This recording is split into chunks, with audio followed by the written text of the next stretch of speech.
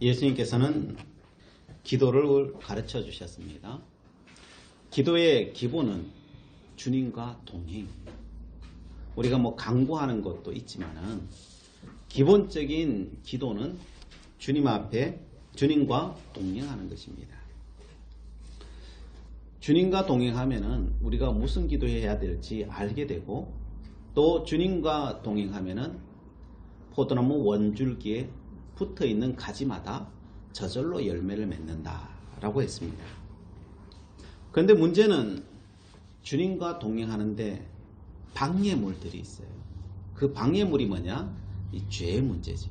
그래서 죄의 문제를 우리가 끝까지, 우리가 죽을 때까지 해결해야 된다라고 했었습니다. 예수님께서는 예루살렘 성전에 돈 바꾸는 상을 엎으시고, 오늘 본문은 다음 날에도 다시 예루살렘으로 들어가셨습니다. 그리고 예루살렘 중에서도 특히 성전에 다시 찾아간 거죠. 거기 가니까 대제사장도 있고 서기관도 있고 장로들도 있었습니다. 이 세 부류의 사람들이 예수님 오니까요 또 깜짝 놀라는 거예요. 왜냐하면 어제 있었던 일이 있잖아요. 상을 다 들어엎고 하니까요 회의가 열렸겠죠. 이런 역사가 없었는데, 아무도 그 건의에 도전하는 사람이 없었는데 예수님께서 성전에 상을 엎으시고 하시니까요 이제 발칵 뒤집혀졌겠죠. 그런데 그 다음날 다시 예수님께서 그 성전에 나타나신 거예요. 가만히 있는 것도 아니고 왔다 갔다 하니까요 이 사람들이 얼마나 불편했겠어요. 그죠?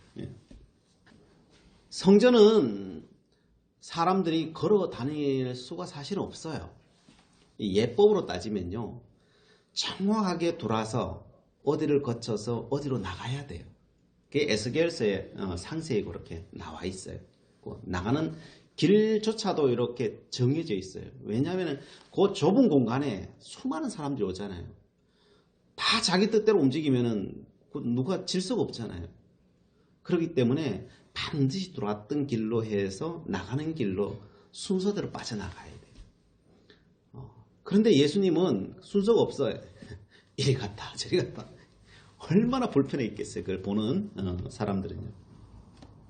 안 그래도 미워 죽겠는데 어제 일도 있는데 그 예수님께서 그렇게 다니시는 거죠. 우리도 그렇잖아요. 선거장에 가면은, 선거 투표하러 가면은 동선이 있잖아요. 동선을 조금만 벗어나도 못 가게 하죠. 그거보다 더 심한 데가 성전이거든 사실. 그러니까 당연히 제재당하는 거죠. 예수님의 행동은 사실 당시의 어떤 질서의 개념으로 보면요 사실은 맞지는 않아요. 그러니까 대제사장과 서기관과 장로들이 나와서 말을 하는 거죠. 28절에 이르되 무슨 권위로 이런 일을 하느냐, 누가 이런 일을 할 권위를 주었느냐라고 하는 거죠. 아무도 그렇게 하라고 권위를 준 적이 없는데 당신은 왜 이렇게 어제도 그렇더니 오늘 또 와가지고 이렇게 거닐고 다니느냐, 불편해 죽겠다, 이제 이렇게 이야기하는 거죠. 예수님께 왜 이런 질문을 하는 겁니까? 기본적으로 마음에 안 들기 때문에 그렇죠. 지금만 마음에 안 드는 것이 아니라 우리가 마가복음을 보아왔지만은 이미 초기부터 서로가 안 좋았어요. 초기부터 안 좋아서 이제는 서로 잡아 죽이려고 하는 상황 가운데까지 왔는데 또 적의 소굴에 들어와서 완전히 뒤집어 놨으니까요. 이건 싸우자는 거죠, 어떻게 보면은. 그러니까 당연히 그렇죠. 그러나 대제사장과 서기관과 장로들은 눈치를 볼 수밖에 없어요. 왜냐하면은 그 예수님은 예수님 혼자가 아니에요. 백성들의 어찌 보면 호의를 받고, 예루살렘에 들어올 때도 그냥 혼자 들어온 게 아니죠. 제자들과 함께, 수많은 무리들과 함께 예루살렘 성에 있는 사람들은 호산나 다윗의 왕이여 하면서 그렇게 왕 세우고자 했었잖아요. 그러는 예수님을 마음대로 할 수가 없는 거예요. 그래서 이러지도 저러지도 못합니다. 눈치를 안 보고 예수님을 잡아들이면 백성들을 잃게 돼요. 정치는 백성들을 잃어버리면 끝나는 거잖아요. 그러나 예수님을 저대로 두고는 또 볼 수 없는 상황이기도 하고, 그래서 이러지도 저러지도 못하는 겁니다. 그래서 묘수를 생각해내는 거죠. 어떻게 하면 예수님과 싸워 이길 수 있을까? 이 상황을 타개할 수 있을까? 라고 했을 때 이 올무에 걸려 넘어지게 해야 되는 거죠. 자기 손으로 예수님을 치면은 자기들에게 불이익이 당하니까요. 예수님 스스로가 걸려 넘어지기를 원하는 거죠. 그러기 위해서 걸려 넘어지는 질문을 하는 거죠. 근데 예수님의 그 권위가 있으니까요. 그 권위를 도전해서 넘어뜨려야 된단 말이에요. 그러기 위해서는 가장 높은 권위를 갖고 와야 돼요. 상대편을 이기려면은 그냥 시시한 권위를 가지고 와가지고는 이길 수가 없잖아요. 그러니까 예수님도 이기지 못하는 그런 권위를 갖고 와야 되는 거죠. 그 권위는 하나님이죠. 그래서 하나님의 이름을 갖고 오는 거죠. 여기는 성전이다. 그 모든 권위는 하나님에게 있다. 예수님은 하나님이지만은 그 사람들 그렇게 안 믿고 있을 테니까요. 안 믿고 있으니까. 그러니까 하나님의 권위로 예수님을 무너뜨리려고 하는 거죠. 예수님은 이 질문에 무슨 권위로 이런 일을 하느냐? 그러면 예수님께서 하나님이 시켜서 한다 그러면은 신성 모독죄가 돼요. 하나님은 내 아버지다 이렇게 말하면은 도리어 신성 모독죄가 되고 법적으로 구속당하는데. 그러니까 그렇게 말할 수는 없어요. 왜? 쟤들이 어떤 형태로 다가오는 걸 알기 때문에 그렇죠. 그런데 항상 싸움은 누가 선수를 잡느냐거든요. 누가 선수를 잡느냐. 그러니까 저들이 먼저 공격해 들어왔고 선수를 이미 잡아버렸어요. 저들이 파놓은 데 들어가 버리면은 질 수밖에 없죠. 선수를 빼앗겨 버렸습니다. 바둑을 뚫을 때도 먼저 돌을 까느냐 안 까느냐가 굉장히 커요. 이게 하나 같지만은 실질적으로 하나가 아니에요. 몇 수예요. 이게 하나가 몇 수예요. 그것처럼 이 싸움도 마찬가지인 거죠. 싸움을 만들어 놓은 판에 들어가면은 이거는 뭐 빼도 박도 못하게 되는 거죠. 그때 예수님께서는 지혜를 발휘하시죠. 하나님이 이야기하면은 또 걸려 들어가요. 그런데 안 싸우고는 또한 여기 벗어나지를 못해요. 왜냐하면 지금 어제 해놓은 일도 있고 오늘 또 왔다 갔다 한 것도 있잖아요. 이게 다 걸린다니까요. 이게. 그때 예수님께서는 이것을 타개하기 위해서 들고 들어오는 수가 뭐냐? 세례 요한을 가지고 들어와요. 사람들은 세례 요한이 하나님의 신적 권위로 모든 것을 했다고 다 믿고 있기 때문에 그래요. 그래서 사람들은 그 세례 요한의 그 세례는 신적 권위를 가진다고 다 믿었고, 그래서 이스라엘 민족 전체가 와서 세례를 다 받은 것이거든요. 그러나 대제사장과 서기관 장로들은 그걸 인정하느냐? 인정하진 않아요. 그래서 30절에 예수님께서 이렇게 질문합니다. 요한의 세례가 하늘로부터냐 사람으로부터냐 내게 먼저 대답해라. 그러면 당신들의 질문에 내가 대답하겠다. 이렇게 말하시는 거죠. 이들은 예수님의 질문에 답하기가 참 곤란했어요. 왜냐하면 세례 요한을 인정하지 않으면 민중을 잃고 백성들을 잃고, 그걸 또 인정하면 예수님을 인정할 수밖에 없어요. 왜? 세례 요한의 그 세례만큼이나 예수님께서 이 땅에 행하신 일들은 하늘의 권능이 아니면 할 수 없는 일들이었기 때문에 그렇죠. 그래서 세례 요한도 인정할 수 없고 또 예수님도 인정할 수 없고 자기들이 말을 못하겠는 거예요. 예수님은 항상 하시는 방법이 그거예요. 남이 판 구덩이에는 절대 안 들어간다. 그래서 내가 먼저 구덩이 판다. 이거예요. 이걸 벗어나는 길은 그거예요. 남의 판 구덩이에 들어가지 않아요. 내가 판 구덩이에 사람들을 불러 모아요. 이게 선수 싸움인 거예요. 선수 싸움. 이게 하늘의 지혜인 거죠. 지혜. 먼저 선수 잡는 게 중요해요. 그러자 사람들은 대답하기가 굉장히 곤란해지니까요. 33절에 우리가 알지 못한다라고 말하는 거죠.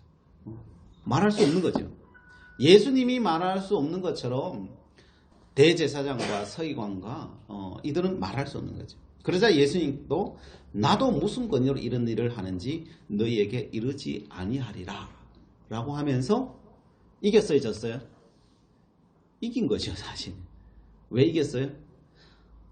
질문에 대해서는 똑같은 것 같은데, 서로가 말을 안 했으니까 똑같은 것 같은데, 예수님 뭘 했어요? 어제 상 엎었고, 오늘은 마음대로 돌아다니지도 못하는 그 성전을 본인 마음대로 돌아다녔잖아요. 그럼 누가 이긴 거예요? 예수님이 이긴 거죠, 사실. 예수님이 이긴 거죠. 예수님은 하나님의 지혜로 그걸 이겨버려요. 그래서 우리는 하나님 앞에 기도할 때 하나님 이런 지혜를 주세요. 뭐 남을 이겨먹으려고 하는 것이 아니라 적어도 우리가 어리석게 당하는 일은 당해서는 안 되잖아요. 믿음의 사람은. 그래서 뱀처럼 지혜로워야 되잖아요. 비둘기처럼 순결해야 되지만 지혜로워야 된다. 그러려면 어떻게 해요? 솔로몬처럼 하나님 지혜 주세요.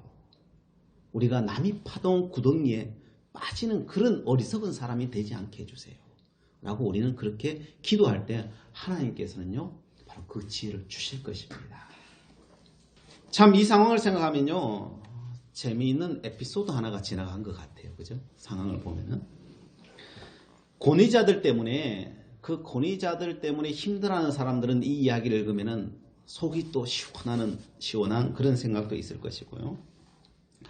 권위를 또 지켜야 되기도 하잖아요. 권위가 다 해체되면 무너지면은 사회가 존립할 수가 없어요. 그 대표적인 예가 그거예요. 미얀마나 이쪽에 뭐 쿠데타가 일어나고 그 권위를 다 해체해 버리잖아요. 공산주의가 들어오면서 막 권위를 다 해체해 버리잖아요. 그래서 누굴 죽여요? 들어올 때는 항상 지식인들을 죽이는 거죠. 지식인들 다. 그래서 막 지식인들을 다 찾아서 죽였어요. 근데 문제는 의사도 죽이고 지식인들을 다 죽여버리니까요. 자기가 총을 맞았는데 의사가 없어. 그래서 결국은 자기가 죽었어요. 의사가 없어서 죽은 거예요. 권위가 싫은 건 또 사실이긴 한데 권위를 없애버리니까요. 또 자기가 죽더라는 거예요. 이게 참 딜레마죠. 딜레마죠. 그래서 권위는 있어야 되는데 그 권위가 선해야 되는 거죠, 사실. 그게 하나님 말씀하시는 거예요. 예수님께서 하시는 말씀이 하나님께서 우리에게 권위를 주셨잖아요. 신적 권위를 주셨고 그 권위의 제도를 만들어서 그 권위에 따라서 이 땅이 온전히 통치도록 하셨죠. 그래서 권위 자체가 나쁜 건 아니에요. 근데 그 권위를 악용하는 사람들이 문제인 거죠. 그래서 그 권위는 지켜야 돼요. 지키긴 지켜야 되는데 악용당하지 않도록 법제화시키는 것이 또 한편의 문제이기도 하죠. 우리는 이 딜레마 속에 우리는 살고 있습니다. 자, 예수님께서 이 말씀은 그냥 에피소드로 그냥 속 시원하라고 뭐 하나의 지혜를 무슨 일에 대처하는 지혜를 가르쳐주기 위해서 이걸 기록했겠어요? 그건 아닐 거예요. 그렇죠? 성경은 언제나 영적인 의미를 담고 있어요. 모든 말씀은 예수 그리스도를 알게 하는 것이고요. 영적인 해답이 그 속에 들어있어요. 그래서 오늘 본문을 통해서 예수님께서 왜 이런 일들을 또 굳이 만드시고 안 만들면 좋잖아요, 사실. 그죠? 뭐 만든다고 해가지고 뭐 거기 뭐 특별히 얻을 거 있는 것도 아니에요, 사실. 근데 굳이 그렇게 하시고 굳이 또 이렇게 말싸움 하시고 이기시고 그걸 또 성경에 또 다 기록하게 하시고 의미 없이 하지는 않을 거란 말이에요. 네. 그럼 거기 의미가 무엇이겠습니까?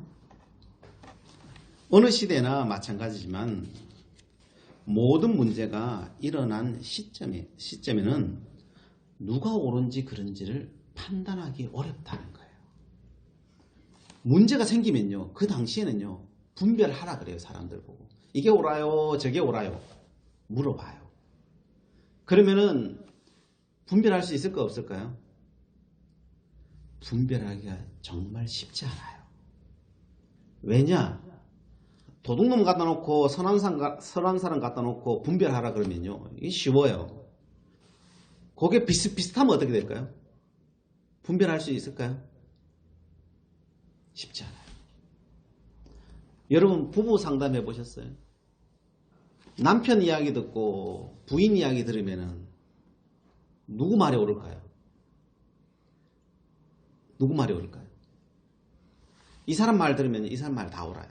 이 사람 말 들으면요 이 사람 말 다 옳아. 하나도 틀리지 않아요. 근데 날마다 어떻게 해요? 날마다 싸워. 그것도 한평생 싸워. 원수가 집안에 있어. 그죠? 근데 말 들어보면은 틀린 말 아니야. 다 맞아.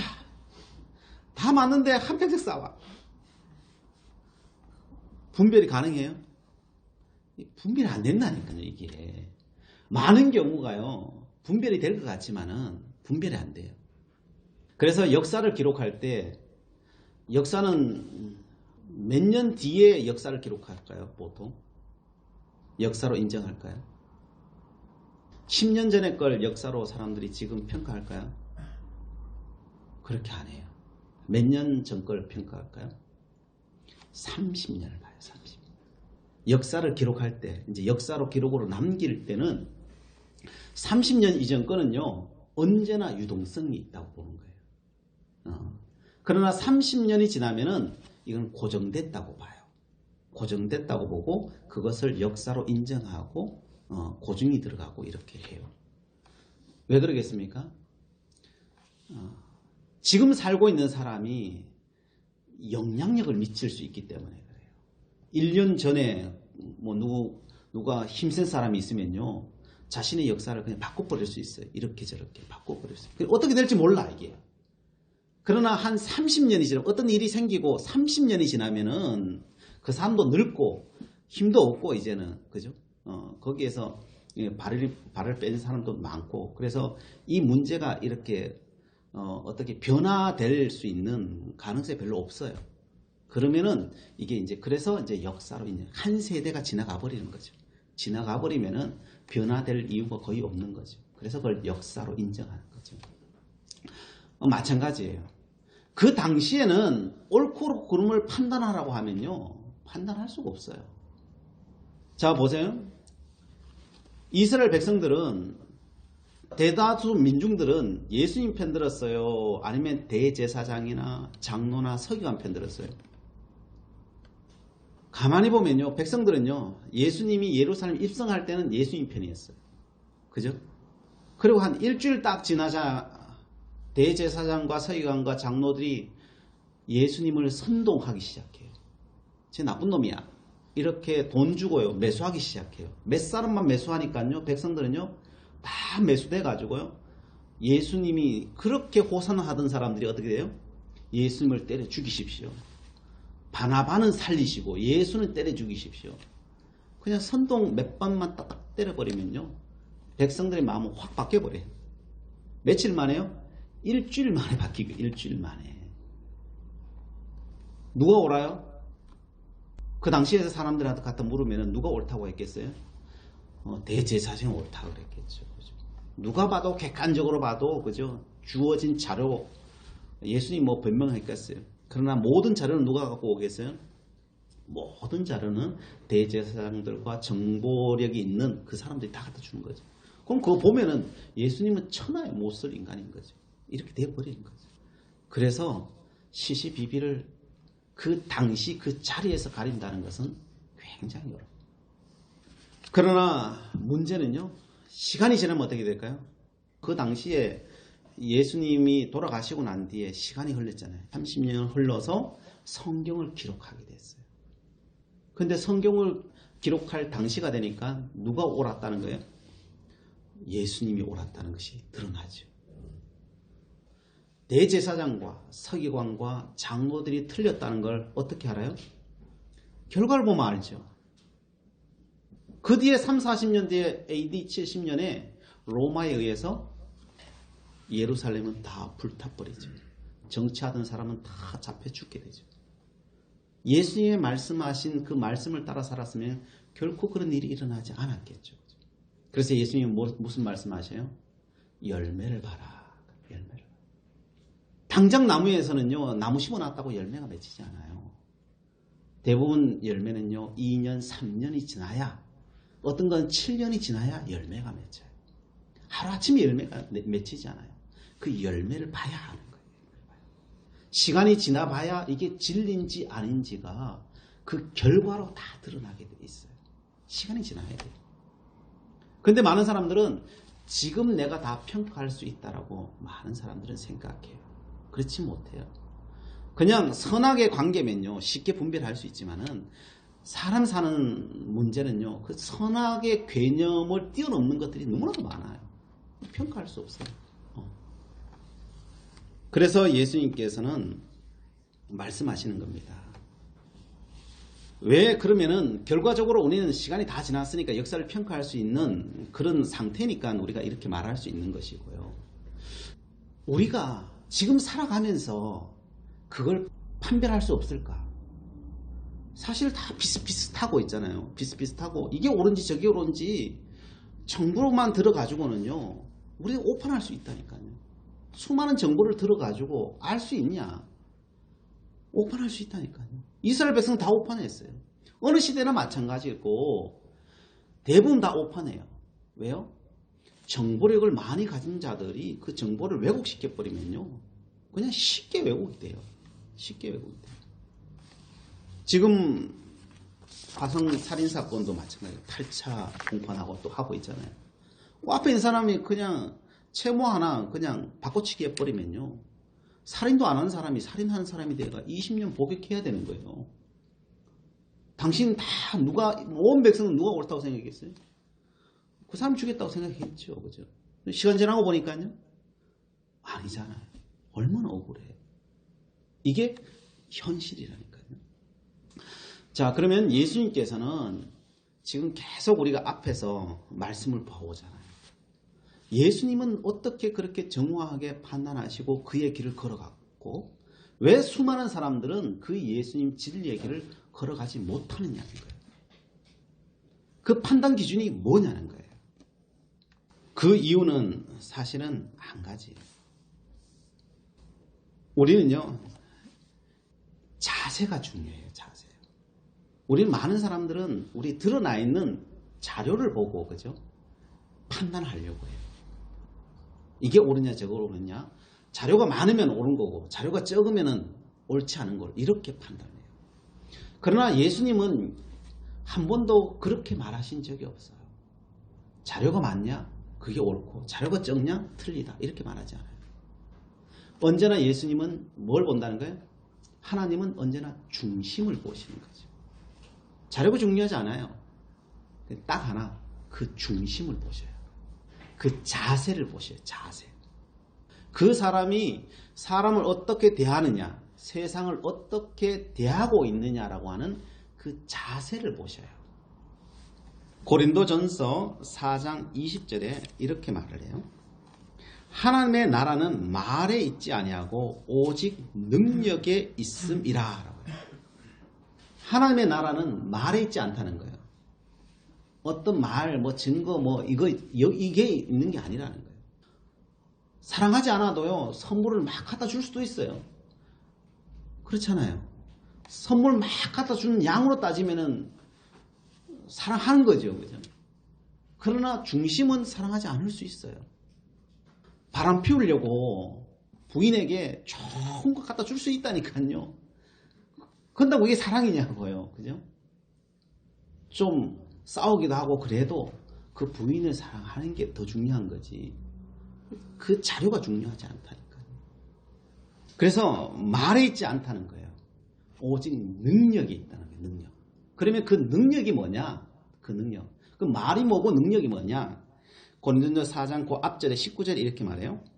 교만한 자들의 말이 아니라 오직 그의 능력을 알아보겠으니 라고 하는 거예요. 그 말이 뭐냐? 교만한 말이라는 거예요. 교만한 말. 그 말에 있지 않다는 것은 교만한 말에 있지 않다는 거예요. 교만한 말에. 아무리 옳은 말을 하더라도 그 마음이, 그 자세가 교만하면 아니라는 거예요. 교만이 뭐예요? 기본적으로 교만은 내가 너보다 높다라고 생각하는 거예요. 내가 너보다 더 많이 안다라고 생각하는 거예요. 내가 너보다 더 많이 가졌다라고 해서 내가 높아져 버리는 거잖아요. 그렇죠? 그리고 남을 밑으로 보는 거죠. 기본적으로 자세적으로 남을 밑으로 보는 거죠. 그러면 하나님 앞에서는요 아무 의미 없다는 거예요. 뭘 많이 하고 뭐 그걸 위해서 뭐 많이 베풀고 뭐 이래 해도 그건 아무 의미 없다는 거예요. 근데 그 중심을 누가 볼 수 있어요? 이 세상은 언제나 펼쳐져 있는 것을 가지고 사람을 평가하지 그 중심을 보지 않잖아요. 그런데 하나님은 그렇게 본다는 거예요. 그런 사람에게 하나님의 은혜의 길이 열린다는 거예요. 하나님께서 은혜를 부어주신다는 거예요. 그들과 동행한다는 거예요. 우리는 영적인 길을 가려고 하는 사람들이잖아요. 그렇게 해야 된다. 우리가 가장 쉽게 범하는 죄가 바로 이런 교만죄예요. 이 마음 자세예요. 다른 게 아니에요. 마음 자세예요. 마음 자세. 우리는 남들보다 조금만 많이 가지면 남을 무시하려고 하는 생각이 있어요. 이거는 뭐 누구를 지목하는 게 아니고 모든 인간이죠. 사실 나부터 시작해서 나도 모르게 그렇게 되어버리는 경우가 굉장히 많죠. 사실 그렇게 되어버려요. 그래서 그런 말투가 나오고 그렇게 해요. 못하면서 하는 게 아니라 잘하면서 그렇게 또 해. 잘하면서 하기 때문에 이게 어떻게 감 잡을 수가 없어요. 근데 기본적으로 하나님은 그 마음을 바라는 거예요. 그 마음을 바라. 이것은 물질적이든 영적이든 똑같아요. 그렇게 하면요 하나님의 역사는 일어나지 않아요. 골로새서 2장 18절에 보면 초대교회에 이런 일이 있었어요. 아무도 꾸며낸 겸손과 천사 숭배를 이유로 너희를 정죄하지 못하게 하라. 그가 그 본 것에 의지하여 그 육신의 생각을 따라 헛되이 과장하고. 이 배경은 이런 거예요. 어떤 성도가 하나님 앞 기도하다가 천사를 본 거예요. 천사를 보니까요 굉장한 걸 본 거예요. 영적으로는 굉장한 걸 본 거예요. 너무 좋은 거예요. 너무 좋으니까요 이야기를 하기 시작하는 거예요. 나는 이런 존재, 천사를 본 존재 이래 되는 거죠. 이야기하다 보니까 이게 자꾸 과장이 섞여. 그래서 안 본 것도 또 더 봤다 그러고 있잖아요. 왜 사람들이 오 해주고 이러니까 이 교만해지기 시작하네요. 그거 갖다 자꾸 뭐 덧붙여요. 그리고 그냥 막 나 잘났어 이렇게 하면은 사람들이 꼴 보기 싫다고 또 안 들을 거 아니에요. 그죠? 그러니까 꾸며낸 겸손하는 거예요. 그건 내가 뭐 나는 안 보려고 했는데 나는 뭐 그 전날도 뭐 별로 뭐 거룩한 생각도 기도도 안 하고 뭐 그랬는데 겸손한 것처럼 앞에다가 이 포석을 깔아요. 이게 쭉 깔아놓고 그리고 내가 그런데도 불구하고 천사가 왔단 말이야. 이게. 하나님 나를 얼마나 더 사랑하면은 그 모양으로 살았는데도 그럴까. 이제 겸손한 것 같은데 그 들어가 보면은 뭐가 있어요? 교만한 거예요. 난 네보다 낫기 때문에 천사가 안 왔겠냐. 이렇게 이야기하는 거죠. 그래서 꾸며낸 겸손. 그러면 나중에 어떻게 하냐. 자기가 본 게 최고야. 그냥. 자기가 본 게 그게 최고. 자기가 아는 게 최고야 항상. 그래서 날마다 이야기하면은 천사 그런 거예요. 날마다 천사 예수 그래야 되는데 이게 천사 이러고만 있는 거예요. 자기 본 것이기 다니까 거짓말은 칠 수 없으니까요. 천사 그러고 앉는 거예요. 그래서 나중에 그게 뭐가 돼버려요? 그게 우상숭배예요. 다른 게 우상숭배가 아니고 그게 우상숭배예요. 그래서 꾸며낸 겸손과 천사 숭배를 이유로 너희를 정죄하지 못하게 해라. 네가 은사가 많고 천사를 받고 그러면서 뭘 해요? 이걸 가지고 남을 정죄하고 있는 거예요. 네 내보다 못하지. 내 밑에 들어와. 이런 식인 거예요. 이런 식. 그래서 그렇게 사람들이 하는데 그렇게 하지 못하도록 해라. 왜요? 그게 죄라는 거예요. 그게 죄라는 거예요. 가장 거룩한 것을 가지고 가장 큰 죄를 하나님 앞에 짓고 있는데 자기는 나는 천사를 선전했어. 나는 귀한 일 했어. 이런 생각이 드는 거예요. 그 사람은요. 그 사람은. 그걸 누가 판단해 주겠어요. 누가. 그 사람은 이야기하면 뭐라 그러겠어요? 나는 천사를 선전하는 사람이야. 어찌 보면은 교회를 선전하는 사람이야. 나같이 위대한 존재가 어디 있어? 이렇게 또 이야기할 거란 말이에요. 그걸 아니라고 말할 수 있어요. 또 그렇게 말하는데 그걸 말할 수 없다니까요. 이게. 그가 본 것을 의지하여 그 육신의 생각을 따라 헛되이 과장하고, 이걸 뭐라 해요? 그가 본 것은 맞다. 근데 그것을 의지하여 그 육신의 생각을 따라 헛되이 과장한다. 그렇게 하는 건 뭐예요? 육신의 생각이라는 거예요. 거룩한 것을 육신화 만들어버리는 거예요. 그래서 하나님 앞에 죄 짓는데 죄 짓는 것도 모르고 그렇게 하고 있는 거예요. 근데 이게 제지하지도 못해요. 하지마 해야 되는데, 이게 죄라고 알아야 저지할 수 있는데, 죄라고 생각하지 않고 듣는 사람도 뭐가 죄인지를 모르고 이러고 있으니까요, 제지하지도 못하고 하는 사람도 계속 하고 있고요. 그럴 때면 어떻게 해요? 그 안에는 풍지박산이 나는 거예요. 그래서 풍지박산이 나요. 왜요? 거기에 계급이 생겨버린다니까요. 그리고 높고 낮음이 생겨버리니까요, 나는 늘 말하는 자가 되고, 권위로 말하는 자가 되고, 저기는 들어야 되는 사람만 되어버리는 거죠. 그러다 보니까요, 기분이 좋겠어요? 그 듣는 사람은요. 듣는 사람은 기분이 안 좋은 거예요. 그러면 어떻게 돼요? 기분 안 좋으면 싸움 나는 거죠. 그 늘. 듣기 싫어. 암만 좋은 소리도 듣기 싫어. 이렇게 되는 거죠. 듣기 싫어. 그래서 사도 바울은 그렇게 말하는 자가 있으면은 그렇게 말 못하도록 입을 막아라. 그리고 그게 죄라고 이야기해줘라는 거예요. 너는 그걸 선하다고 생각하고 그게 지혜라고 생각할지 모르지만 그게 죄야. 그리고 입을 틀어 막으라는 거예요. 그렇게 하지 않으면 다 무너진다. 그래서 꾸며낸 겸손, 이게 교만이에요. 가장 큰 죄 중에 하나예요. 근데 그걸 아는 사람이 있겠어요? 없다니까요. 그걸 또 남을 지적하면 그 지적이 되겠어요? 그렇게 생각도 안 하는데 이게 안 된다니까요. 그래서 분명한 죄가 뭔지를 알아야 돼요. 그 예수님과 사도계인과 뭐 제사장들과 서기관과 장로들과 지금 싸우고 있는데 누가 분별해줘요? 분별이 돼요, 이게. 일반 백성들은 분별이 안 된다니까요. 근데 뭘 봐야 된다고요? 중심을 봐야 돼요. 중심을 봐야 돼요. 근데 그 중심이 뭐예요? 그 중심은 교만하면 안 된다는 거예요. 우리 게 아무것도 없다는 거예요. 그래서 이 말씀 앞에 계속 변화산부터 지금까지 지금 이야기하는 몇 개월 동안 지금 예수님께서 말씀하신 내용이 뭐예요? 진짜는 뭐가 진짜라고요? 십자가 지는 게 진짜라는 거예요. 다른 걸로는요 분별이 안 돼요. 십자가 지는 게 뭘 천사를 봤냐? 예수님을 봤냐? 뭘 봤냐? 아무리 위대한 것을 봤다 할지라도 그게 어디로 가야 돼요? 십자가 지는 걸로 가야 돼요. 근데 초대교회의 사도 바울이나 여기 있는 모든 내용들은 뭐예요? 뭘 보고 뭘 행하고 해서 다 어디로 가요? 하늘로 올라가고 있어요. 이건 가짜라는 거예요. 교만해지고 남을 업신여기고 평가하고 이런 것들 있죠. 내게 주어진 것을 가지고 내가 높아져서 남을 나 밑으로 내려버리는 거. 이거는 자기가 쏟고 있는 거예요. 해도 된다고 생각은 드는 것은 사실이지만은 그 생각 자체는 어디서 왔다고요? 그게 사단의 생각인 거예요. 하나님의 생각이 아닌 거예요. 하나님의 생각은 가장 위대한 것을 보고 능력이 있고 뭘 내게 온다 할지라도 그게 십자가라고, 나보다 저 사람이 낫다라고 생각하고 저 사람을 내가 세워줘야 된다고 생각하고 그렇게 마음이 들었다면요 그 사람은 진짜예요. 그게 은혜예요. 그게 은혜예요. 박보영 목사님이라고 하시는 분이 계십니다. 제가 여러 번 이야기했는데 그분이 이제 초창기 이제 교회에 처음 세워놓고 이제 개척교회 하는데 사람도 안 오고 하는데 그때 할아버지 한 명이 왔어요. 교인 한 명이니까 얼마나 귀하겠어요, 그 할아버지. 근데 이 할아버지 다리가 늘 아파. 쩔뚝쩔뚝 그래.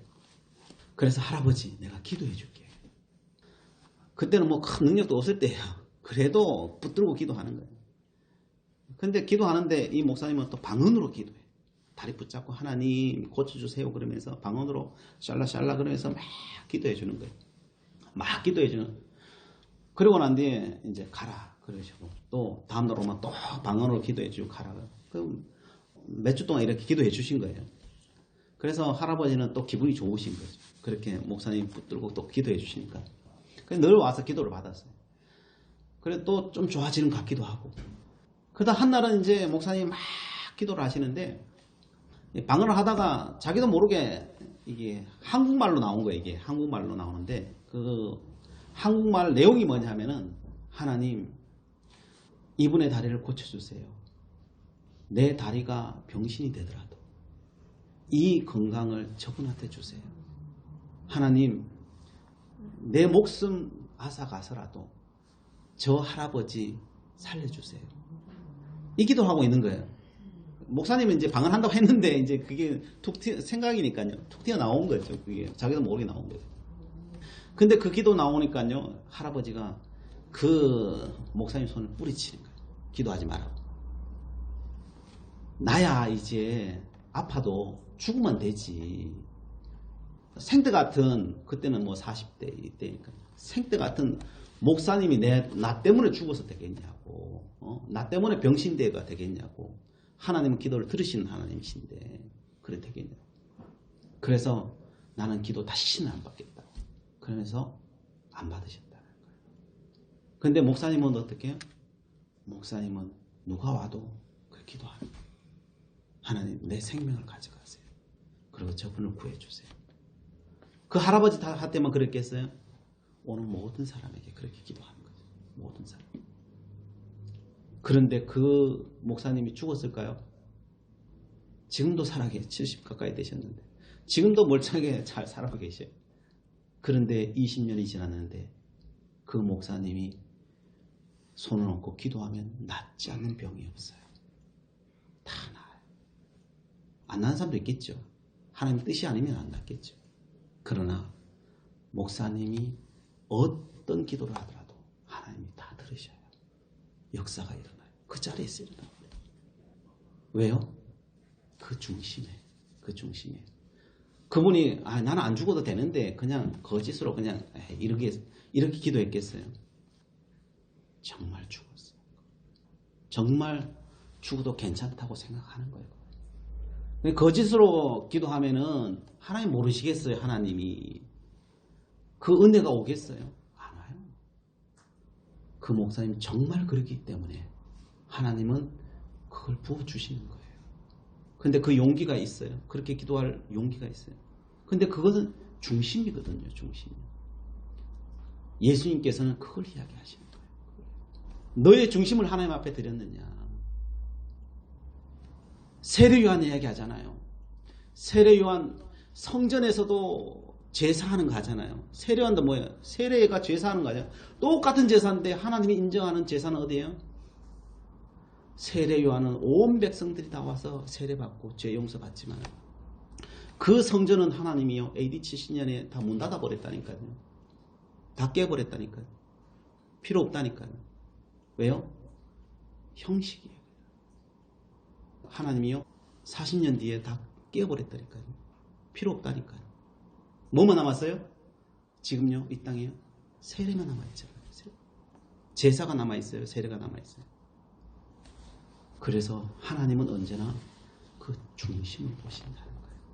그래서 이 땅에 살아갈 때 내가 참된 길을 가느냐 내가 거짓된 길을 가느냐 그거는 너의 중심을 봐라.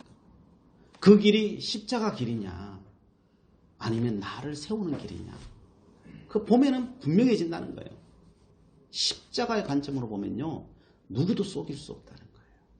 그러면 십자가의 길을 가면요 거기는 생명의 역사가 일어난다는 거예요. 그리고 사람을 살리고 결국은 모두가 사는 역사가 일어난다는 거예요. 그것이 사도 바울이 말한 지체의식이에요. 지체의식이에요. 심장이 중요하지요. 그러나 맹장 보고 맹장 너 필요 없어. 그러면 그 사람은 평생도록 우주여행 못 가요. 맹장이 없어서 우주여행 못 가는 거예요. 다른 지체가 없으면요 사람들은 그걸 보고 장애인이라고 해요. 그래서 우리는 기억하지. 하나님께서는 장애인 되시려는 거예요. 우리 모두는 지체라는 거예요. 그 중심을 가지고 우리가 하나님 앞에 나아갈 때 하나님께서 놀라운 은혜와 역사로 함께 하실 것입니다. 기도하시겠습니다.